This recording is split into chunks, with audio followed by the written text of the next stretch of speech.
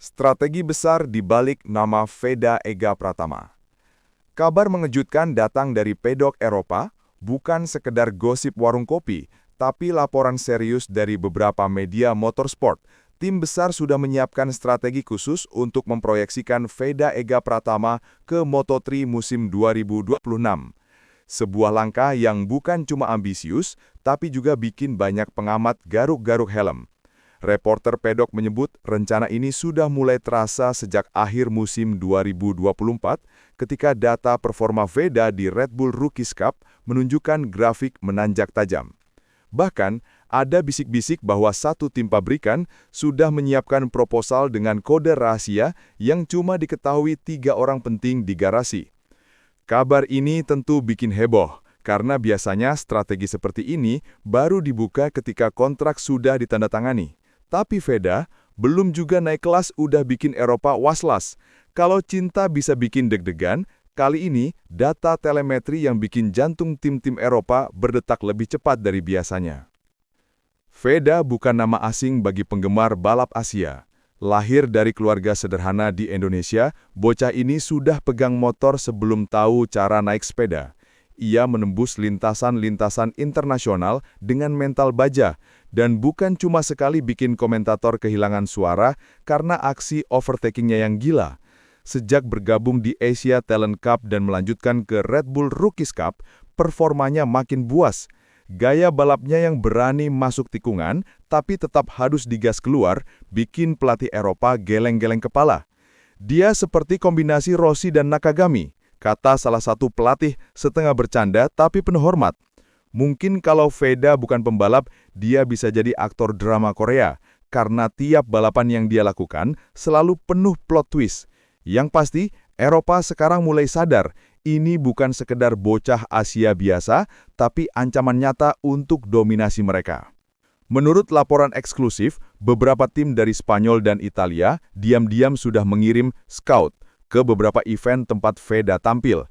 Bahkan, ada rumor satu tim besar sempat menawarkan sesi tes pribadi di Eropa setelah melihat performanya di Mandalika. Kami hanya ingin lihat langsung kemampuan adaptasinya dengan sirkuit Eropa, ujar salah satu sumber dari pedok yang identitasnya disembunyikan. Gaya Veda yang cepat belajar dan gak mudah gugup di depan kamera bikin banyak tim jatuh hati. Maksudnya tertarik secara profesional. Tapi karena usia dan kontraknya dengan Honda masih berjalan, negosiasi belum bisa terbuka. Namun seperti kata pepatah pedok, kalau bakat udah keburu viral, tim manapun bakal berlomba. Dan jujur aja, kayaknya bukan cuma tim Eropa yang panik. Beberapa rivalnya di Asia pun mulai merasa deg-degan, kayak nunggu chat balasan gebetan. Bicara data, Veda bukan sekadar cepat di lintasan. Catatan waktu dan konsistensinya membuat analis teknis dari Eropa mengernyit lalu senyum kecut. Dari 10 race terakhir, Veda berhasil mempertahankan kecepatan lap time di bawah rata-rata kompetitornya. Bahkan dalam kondisi ban menurun, ia masih bisa stabil. Itu kemampuan yang biasanya baru muncul di rider berpengalaman. Seorang teknisi KTM sempat nyeletuk, anak ini kayak punya radar di otaknya. Laporan telemetrinya menunjukkan koordinasi throttle, brake, dan lean angle yang nyaris sempurna. Sementara pengamat Italia bilang, kalau bukan karena paspor, saya kira dia rider Eropa. Lucunya, ketika ditanya soal rahasia kecepatannya, Veda cuma senyum dan bilang, nggak tahu, saya cuma nikmatin aja. Santai banget. Mungkin kalau semua pembalap sestabil ini, tim Eropa bakal kehilangan banyak stok kopi karena nggak sempat panik dia balapan. Laporan terbaru dari pedok menyebut bahwa strategi tim yang mengincar Veda bukan cuma soal talenta, tapi juga visi jangka panjang. Beberapa tim Eropa mulai sadar pentingnya pasar Asia, terutama Indonesia, yang punya jutaan penggemar MotoGP. Punya pembalap dari Indonesia adalah langkah strategis, ujar analis dari Spanyol. Mereka percaya kehadiran Veda di Moto3 bisa membawa efek ekonomi besar, dari sponsor sampai popularitas. Jadi jangan heran kalau mereka mulai pasang wajah ramah tiap kali bertemu media Asia. Strategi ini ibarat cinta lokasi karena selain performa, ada juga nilai komersial yang nggak main-main. Tapi ya, kalau strategi ini berhasil, bukan cuma Eropa yang bahagia, tapi seluruh fans Indonesia bisa update status. Akhirnya, anak bangsa naik kelas. Tentu saja, jalan menuju Moto3 nggak semulus sirkuit baru.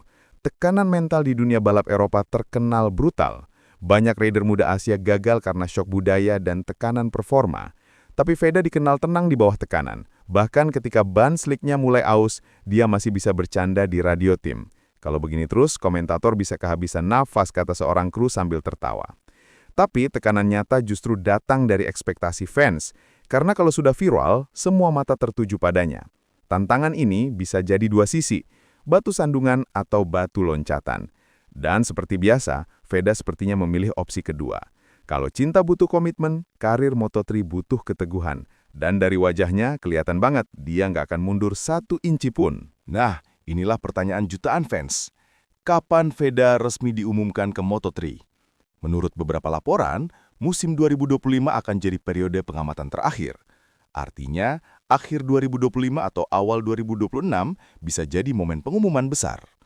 Ada spekulasi kalau itu akan dilakukan di Mandalika, karena simbolis banget rider Indonesia diumumkan di tanah airnya sendiri.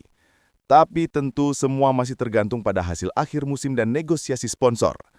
Yang jelas, kalau rumor ini benar, tim Eropa bakal jadi kayak orang jatuh cinta yang gak sabar ngelamar, nunggu momen pas buat bilang, kami resmi. Jadi siap-siap aja. Mungkin sebentar lagi timeline kamu penuh ucapan, akhirnya resmi juga. Kehadiran Veda di Moto3 bukan cuma soal karir pribadi, tapi juga sinyal kuat bahwa Asia Tenggara sudah siap bersaing di level dunia.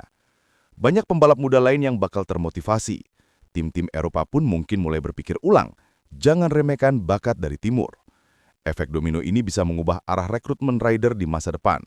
Bukan nggak mungkin, dalam 5 tahun kita akan lihat lebih banyak rider dari Indonesia, Malaysia, atau Thailand di grid Moto3. Kalau dulu Eropa jadi pusat bakat, sekarang dunia mulai berputar. Dan siapa sangka, motor yang dikendarai bocah 16 tahun dari Gunung Kidul bisa bikin manajer Eropa susah tidur tiap malam. Kalau ini bukan definisi mengguncang dunia, lalu apa? Setiap kali nama Veda disebut di media Eropa, fans Indonesia langsung ramai di kolom komentar. Ada yang nulis, bangga banget. Ada juga yang bercanda, tolong jangan pindah ke warga negaraan ya, Dek. Dukungan luar biasa ini jadi modal besar untuk semangatnya. Fans bahkan bikin fansbase khusus dengan merchandise lokal.